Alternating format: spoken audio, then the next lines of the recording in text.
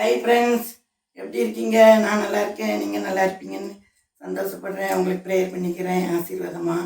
Okay friends, இன்றைக்கி நான் என்ன பண்ண போகிறேன்னா, இந்த பாகற்காய் இருக்குது பார்த்தீங்களா, அந்த கொஞ்சம் பெரிய பாவக்காய், இந்த குட்டி பாவக்காயில் கொஞ்சம் மீடியமாக, அது ஒரு 1/2 kg நான் எடுத்திருக்கேன். அதுக்கு நல்லா இவ்வளோ பீஸாக போட்டு கழுகி தண்ணி வடிகட்டி வச்சுருக்கேன். இதை நான் எப்படி உங்களுக்கு பாவக்காய் குழம்பு பண்ணி காட்ட போகிறேன்னு சொல்கிறேன் ஃப்ரெண்ட்ஸ். அதுக்கு தேவையான பொருட்கள் எல்லாம் பாருங்கள். ஓகே, அதுக்கு இவ்வளோ தேங்காய், இது ஒரு சின்ன முறிக்கு ஒரு முறி தேங்காய் எடுத்துக்கோங்க. ஒரு 2 சின்ன பெரிய வெங்காயத்தில் 2 கட் பண்ணி வச்சுருக்கேன். அப்புறம் மஞ்சத்தூள், இதுக்கு ஒரு 1/2 டீஸ்பூன் மஞ்சத்தூள். இந்த பெரிய டேபிள் ஸ்பூனுக்கு ஒரு 3 ஸ்பூன் குழம்பு மிளகாத்தூள். இது காஷ்மீர் சில்லி ஒரு 2 ஸ்பூன் இந்த டீஸ்பூனுக்கு. அப்புறம் இப்போ இந்த 2 தக்காளி எடுத்துருக்கேன். இந்த 2 தக்காளியை நம்ம அரைச்சி ஊற்றணும். அதை நான் அது உங்களுக்கு எப்படின்னு சொல்கிறேன். அப்புறம் புளி நம்ம வழக்கமாக எடுக்கிறத விட கொஞ்சம் பெரிய சைஸாக, ஒரு எலுமிச்சம்பழம் சொல்லுவோம்ல, அதை விட கொஞ்சம் பெருசாக எடுத்துக்கோங்க. ஏன்னா பாவக்காவுக்கு கொஞ்சம் புளி கொஞ்சம் இழுக்கும், அதனால் அந்த அளவு. அப்புறம் நம்ம வாசனைக்காக எப்பவும் நம்மளுடைய ஃபேவரட் பொருள் 3 பச்சை மிளகாய் எடுத்து வச்சுருக்கேன். அப்புறம் தாளிக்கிறதுக்கு, இது வதக்கிறதுக்கு ஆயில் வச்சுருக்கேன், நல்லெண்ணெய் வச்சுருக்கேன். அப்புறம் தாளிக்க கடுகு, வெங்காயம், கருவேப்பிலை, இதில் சோம்பு, சீரகம், கொஞ்சம் வெந்தயம், இந்த 2 விட இது கம்மியாக இருக்கணும், இது வச்சுருக்கேன். இதையெல்லாம் வச்சு இப்போ நான் உங்களுக்கு இந்த வெண்டைக்காய் பாவக்காயை வதக்கிட்டு எப்படி அந்த குழம்பு நான் வைக்கிறேங்கிறத உங்களுக்கு நான் காமிக்கிறேன். நம்ம அடுப்பை ஆன் பண்ணிக்கலாம். அடுப்பை ஆன் பண்ணிவிட்டு எண்ணெய் இதை வதக்கிறதுக்கு எண்ணெய் ஊற்றுறோம். நான் இதுக்கு ஒரு 3 ஸ்பூன் ஊற்றுற மாதிரி ஊற்றுங்க. ஓகேயா? இது வேறு தாளிக்கிறதுக்கு இதை ஊற்றி எண்ணெய் சூடானோன்னு நம்ம இதை போட்டு இப்போ நம்ம பாவக்காயை இதை போடுறோம். ஓகே, பாவக்காய் போட்டு நல்லா பாருங்கள், இப்படி எண்ணெயில் போட்டு நல்லா வதக்கணும். நான் இன்றைக்கி கொஞ்சம் அதிகமாகவே பாவக்காய் வச்சுருக்கேன் ஃப்ரெண்ட்ஸ். நீங்கள் உங்களுக்கு ஒரு 1/4 கிலோ அளவு கூட இருந்தால் எடுத்துக்கோங்க, இல்லை இந்த நிறைய நாளும் போட்டுக்கோங்க. அது உங்களுக்கு எவ்வளோ அளவு போடணும்னு நினைக்கிறீங்களோ. பாவக்காய் எவ்வளோ நாளும் போட்டுக்கலாம், ஒன்றும் பிரச்சனை இல்லை. மசாலா அந்த ஐட்டம் தான், இது நம்ம பொருள் போட்டது தானே, நீங்கள் இது போட்டுக்கலாம். போட்டு இதை மூடி வச்சு வதக்கணும் அப்படின்னு சொல்கிறேன். அப்புறம் இந்த பாருங்கள், எப்படி உப்பு போடணுமா, உப்பு போடணும்னு சொன்னேன்னா இப்படி இவ்வளோ நம்ம எண்ணெயில் போட்டு இப்படி கொஞ்சம் 2 பரட்டிட்டோம். பரட்டின பிறகு உப்பு போடணும்னு சொன்ன பார்த்தீங்களா, அதுக்கு நம்ம ஓரளவுக்கு இப்போ உப்பு போடுவோம். இது பாதி உப்பு போடுற மாதிரி போடுங்க. பிறகு நம்ம இது வதங்கின பிறகு நம்ம எப்போ பத்தாததுக்கு பிறகு குழம்பு உப்பு போட்டுக்கலாம். இந்த உப்பு போட்டு கிண்டி மிக்ஸ் பண்ணி பாருங்கள். அந்த எண்ணெய் அதே மாதிரி இந்த உப்பு போட்டோன்னே கொஞ்சம் நீர் வருமா, கொஞ்சம் அப்படி ஆறிடும்.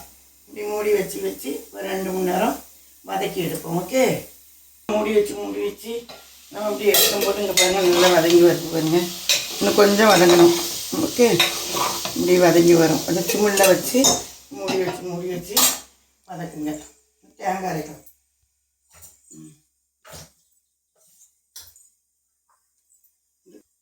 நம்ம எடுத்துருக்குற அந்த சின்ன முறிக்கு ஒரு முறி, அப்புறம் 2 சின்ன பிள்ளாரி கட் பண்ணி வச்சது. ஓகே, இதை இப்படி வச்சு எப்பவுமே தேங்காய் வெங்காயம் அரைக்கணும்னா நீங்கள் இது மாதிரி ஃபஸ்ட்டு சும்மா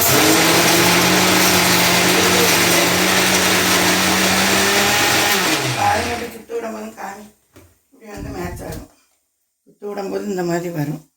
அதுக்கும் பிறகு நம்ம கொஞ்சமாக வாட்ரு ஊற்றி நல்லா விழுது மாதிரி நைஸாக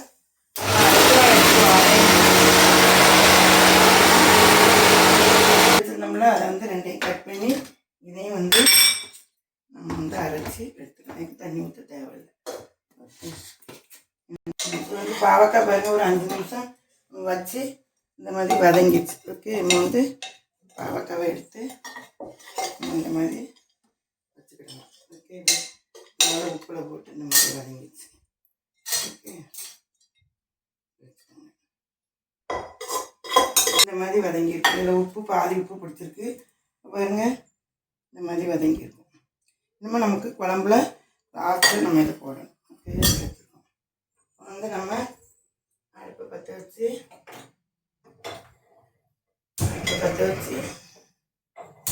நம்ம எண்ணெய் ஊற்றிக்கலாம். அப்படின்னு தாளிக்கலாமா? தாளிப்புக்கு அடுப்பில்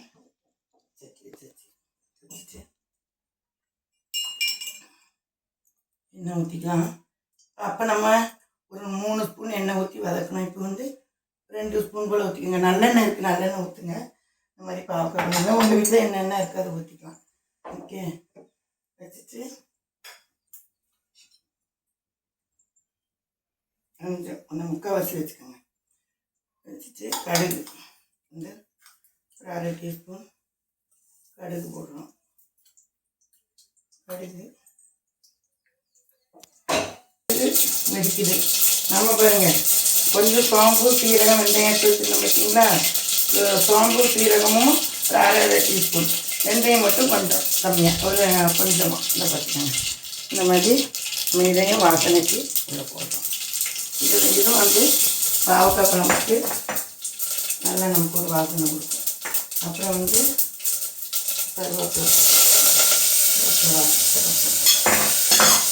அப்புறம் வந்து நம்ம நறுக்கி வச்ச ஒரு வெங்காயத்தை போடணும். போட்டு நல்லா தாளிக்கணும்.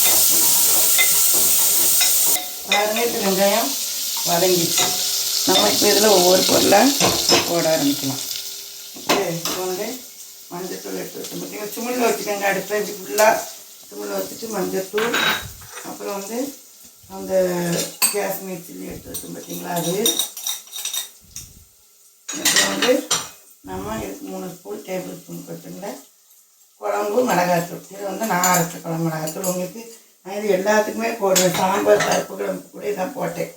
நேற்று கூட உங்களுக்கு ஒரு பருப்பு குழம்பு வச்ச கீரை அது கூட தான் போட்டேன். இங்கே போட்டு இங்கே பாருங்கள், இந்த மாதிரி எண்ணெயில் இப்படி கிண்டுறீங்க பார்த்தீங்களா? எண்ணெயில் இப்படி பெரட்டி பாருங்கள், இப்படி பெரட்டி வைக்கணும். எண்ணெயில் 2 பெரட்டி இப்படி மசாலா வரும். இப்படி வரும்போது நீங்கள் என்ன பண்ணணுன்னா, இப்படி வரும்போது கறியை விட்டுக்கூடாது. 2 தக்காளி பழம் அரைச்சி வச்சுருந்தேன் பார்த்தீங்களா? அந்த தக்காளி பழத்தை நல்லா ஊற்றிடுங்க. தண்ணி அப்படி ஊற்றிட்டு அதை வந்து அந்த மசாலாவோடு பாருங்கள் அடி பிடிக்காது. நல்லா இப்படி கிண்டுறீங்க. மசாலாவை நல்லா இப்படி கிண்டி நல்லா மிக்ஸ் பண்ணுங்கள். மிக்ஸ் பண்ணி சிம்மில் கொஞ்சம் அடுப்பை ஏற்றிக்கலாம். ஏற்றி கொஞ்சம் அப்படியே கொதிக்க விடுங்க. அந்த எண்ணெய் பிரியும்.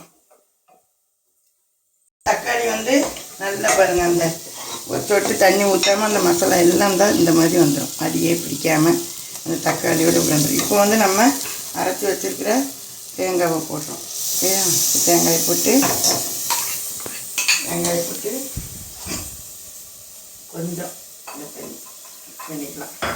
மிக்ஸ் பண்ணி இதையும் நம்ம இப்படி ஊற்றிக்கிட்டு நல்லா பாருங்கள். இப்போ வந்து நம்ம மசாலாவும் தக்காளியும் சேர்ந்து பாருங்கள், இந்த மாதிரி தேங்காயும் போட்டு இந்த தேங்காயும் இந்த மாதிரி நம்ம பண்ணும்போது உங்களுக்கு வந்து குழம்பு மசாலா வாடையே அடிக்காது. இதுக்கு பிறகு தான் நம்ம புளி சேர்க்கணும். இந்த மாதிரி மசாலாவோடு நல்லா மிக்ஸ் பண்ணி வெங்காயோட இது கொஞ்சம் ஒரு 2 செகண்டு விடணும் பார்த்துக்கோங்க. விட்டால் அந்த கொஞ்சம் அந்த ஒரு கொதிக்கிற மாதிரி வரும் பார்த்திங்களா, அது வரைக்கும் விடுங்க. இந்த மாதிரி பாருங்கள், நல்லா எண்ணெய் பிரிஞ்சுக்கிட்டு அந்த மசாலா நம்ம குழம்பு வந்து அப்படி உங்களுக்கு ஒரு வாசனையாக இருக்கும். தேங்காய் கூட ஒரு பச்சை வாசனை வராது. நீங்கள் எந்த குழம்புமே இந்த மாதிரி மிக்ஸ் பண்ணி எதுவுமே வைங்க, எல்லா குழம்புமே ருசியாக இருக்கும். பாவக்காய்க்கு நான் சொல்கிறேன், அதே மாதிரியே பண்ணுங்கள். பாருங்க, இந்த மாதிரி உங்களுக்கு அடியே பிடிக்காது பார்த்துக்கோங்க. நல்லா இப்படி வந்துட்டு பார்த்தீங்களா? இப்போ வந்து நம்ம புளி தண்ணி ஊற்ற ஆரம்பிக்கலாம். கரைச்சி வச்சுருந்தோம் பார்த்தீங்களா? அந்த புளி தண்ணியை ஊற்றுறேன். ஓகே, புளி தண்ணியை ஊற்றி அப்புறம் வந்து நல்லா கலக்கி விடணும். நல்லா மிக்ஸ் பண்ணி பாருங்கள், இந்த மாதிரி நல்லா மிக்ஸ் பண்ணணும். இப்போ நம்மளுக்கு இன்னும் வந்து தண்ணி பத்தாது சரிங்களா? தண்ணி பத்தாது. நான் வந்து இந்த தேங்காய் அரைச்சி வச்சது, தக்காளி அரைச்சி வச்சது அதெல்லாம் மிக்ஸி கழுவி அந்த தண்ணியை வச்சுருக்கேன் பார்த்துக்கோங்க. அந்த தண்ணியை நம்ம எக்ஸ்ட்ரா ஊற்றிக்கலாம். இந்த மாதிரி அந்த தண்ணியை ஊற்றி இப்போ வந்து நல்லா நம்ம வந்து மிக்ஸ் பண்ணி உங்களுக்கு எந்த அளவு தண்ணி இருக்கணும் அந்த பாவக்காய்க்குன்னு சொல்கிறேன். இந்த அளவு வந்துச்சு பார்த்தீங்களா. இப்போ வந்து நம்ம உப்பு பார்க்கணும். உப்பு எவ்வளோ இருக்குது அப்படின்னு நம்ம உப்பு பார்க்கணும். அப்போ நம்ம உப்பு பார்க்கணுன்னா உப்பு வந்து பத்தாது. அப்போ அதை கம்மியாக தானே பாவக்காய்க்கு. நம்ம பாவக்காயில் தண்ணி இருக்குது. இங்கே வந்து உப்பும் கொஞ்சம் போடணும். இன்னும் கொஞ்சம் போட்டு நம்ம பாவக்காயிலையும் உப்பு போட்டிருக்கோம். அதனால இங்கேயும் கொஞ்சமாக உப்பு போட்டு நல்லா கலக்கணும். கலக்கிட்டு நம்ம பாவக்காய் போடுவோம் பாருங்க. பாவக்காயை போட்ட பிறகு நம்ம வந்து லாஸ்ட்டில் ஒருக்க உப்பு செக் பண்ணிக்கலாம். ஓகே, அதனால் அப்போ கொஞ்சம் கொஞ்சமாக போடுங்க. இப்போ வந்து நம்ம இதில் வந்து மூடி வச்சு நம்ம இப்போ கொதிக்க விடுவோம். நல்லா கொதிக்குது பார்த்தீங்களா. குழம்பு உள்ள பாவக்காய்க்கு நல்லா கொதிக்குது. நல்லா உப்பு போட்டு மசாலா எல்லாம் போட்டு கொதிக்க விட்டோம். இப்போ நல்லா மூடி வச்சு இவ்வளோ கொதித்து இப்போ நம்ம பாவக்காவை போட ஆரம்பிச்சிடலாம். வதக்கி வச்ச பாவக்காவை நம்ம இதில் போட்டுருவோம். ஓகே, பாவக்காவை போட்டு வதக்கி வச்ச பாவக்காவை உள்ளே போட்டு விட்டோம். போட்டுட்டு பாருங்க, நல்லா பாவக்காவை போட்டு நல்லா ஒரு கிளறி கிண்டி அப்புறம் வந்து நம்ம ஃபேவரட் பொருள் பச்சை மிளகாய் ஃபேவரட் பொருள் அதை ரெண்டை உடைச்சி இது வந்து ஒரு வாசனைக்கு இதையும் போட்டு கொதிக்க வச்சு ஒரு 2-3 நிமிஷம் வந்து பாருங்கள். இந்த மாதிரி நல்லா பாவக்காய் நல்லா வதங்கிட்டு இன்னும் உங்களுக்கு குழம்பும் நல்லா திக்காயிட்டு கொதிச்சு இன்னும் வந்து அந்த பாவக்காவோட ஒரு கொதி கொதிக்கணும். ஓகே, ஒரு கொதி கொதிச்சுட்டு அப்புறம் வந்து ஒரு கொதி கொதித்த உடனே நம்ம சிம்மில் போட்டு இப்போ பாருங்கள் கொதிச்சுட்டு இந்த பாருங்கள் இப்படி கொதிக்குதா. இப்படி கொதித்த உடனே நம்ம லைட்டாக இப்படி வச்சு ஒரு 5 மினிட்ஸ் சிம்மில் போட்டு பாவக்காய்லாம் வந்துட்டு ஒரு 2-3 நிமிஷம் சிம்மில் போட்டு குழம்ப நம்ம எப்படின்னு நான் உங்களுக்கு காமிக்கிறேன். நல்லா குழம்பு வெட்டி கொதிக்குது. இப்படி கொதிக்கணும். இப்படி கொதிக்கணும் பார்த்துக்கோங்க. நமக்கு குழம்பு ரெடியாக ஆரம்பிச்சிட்டு பாருங்க. பாவக்காய் நல்லா நெய் மாதிரிக்கு இருக்குது. பாவக்காய் கசப்பே இருக்காது. வதக்கி உப்பு போட்டு வதக்கியிருக்கோம். அப்படி வெட்டி கொதிக்கும்போது கொஞ்சம் இப்படி அரையாக வைங்க. மொத்தமாக வச்சுட்டிங்கன்னா வந்து கொதிச்சுக்கிட்டே இருக்கும். இப்படி அரையாக வச்சு இப்படி சிம்மில் வச்சிடணும். இப்போ நான் ஒரு 2-3 நிமிஷம் வச்சுட்டு குழம்பு காமிக்கிறேன். ஓகே ஃப்ரெண்ட்ஸ், பாருங்கள் நல்லா குழம்பு நல்லா எண்ணெய் பிரிஞ்சு எப்படி ரெட்டிஸும் வந்துட்டு பாருங்கள். நல்லா வந்துட்டு குழம்பு. ஓகே, பாருங்கள் அப்படியே எண்ணெய் பிரிஞ்சு பாவக்காய் அப்படி இருக்குது ஜூஸியாக அப்படி இருக்கும். ஓகே, வந்து நம்ம அடுப்பை ஆஃப் பண்ணிடலாம். ஓகே, அடுப்பை ஆஃப் பண்ணியாச்சு. இப்போ நம்ம சாதம் வச்சு இந்த சாதத்தில் சுட சுட இந்த குழம்பு ஊற்றி எப்படி இருக்குன்னு நான் உங்களுக்கு சாப்பிட்டு பார்த்து சொல்கிறேன். ஓகே, வெண்டைக்காய் இப்படி எடுத்து அப்படி போட்டு நிறைய போட்டு குழம்புலாம் நல்லா இப்படி ஊற்றிட்டு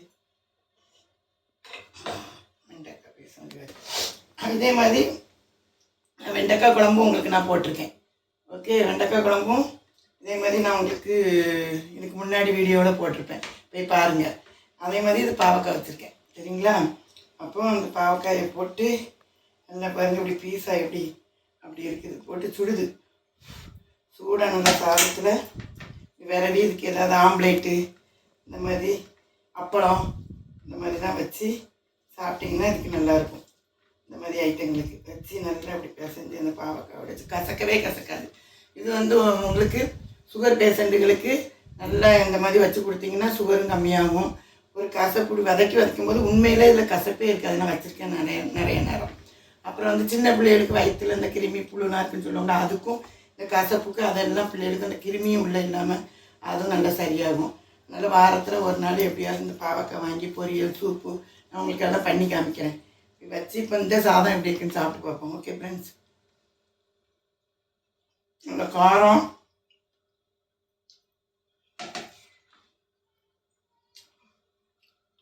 புளிப்பு அந்த எல்லாமே எல்லாம் கரெக்டாக இருக்குது. உப்பு எல்லாம் பர்ஃபெக்டாக இருக்குது. அந்த கசப்புங்கிறது பாருங்க, நான் சாப்பிடும் போது கொஞ்சமாக முகத்தை கசப்பில் சுளிக்கிறேன்னா பார்த்தீங்களா, அந்த கசப்பு இருந்தால் நமக்கே இப்படி ஒரு மாதிரி வரும், அந்த மாதிரியே இல்லை. அதனால் இப்படி வச்சு அதில் பிசைஞ்சு அழகாக அந்த மாதிரி நீங்களும் சாப்பிட்டு பார்த்துட்டு எப்படி இருக்குன்னு சொல்லுங்கள். பாவக்காய் பற்றி கமெண்ட்டில் நீங்களும் வச்சு பார்த்துட்டு அதுக்குரிய இதை சொல்லுங்கள். அப்புறம் வந்து சப்ஸ்கிரைபர் எல்லாத்துக்கும் தேங்க்ஸ் பண்ணிக்கிறேன். பாருங்கள், அடுத்தடுத்து நான் உங்களுக்கு வீடியோ போடுறேன் நான். அப்புறம் நீங்கள் பண்ண எல்லாருக்கும் உங்களுக்கு தேங்க்ஸ். இன்னும் நல்லா லைக் பண்ணுங்கள், எனக்கு ஷேர் பண்ணுங்கள், சப்ஸ்கிரைப் பண்ணுங்கள். Okay friends, okay bye.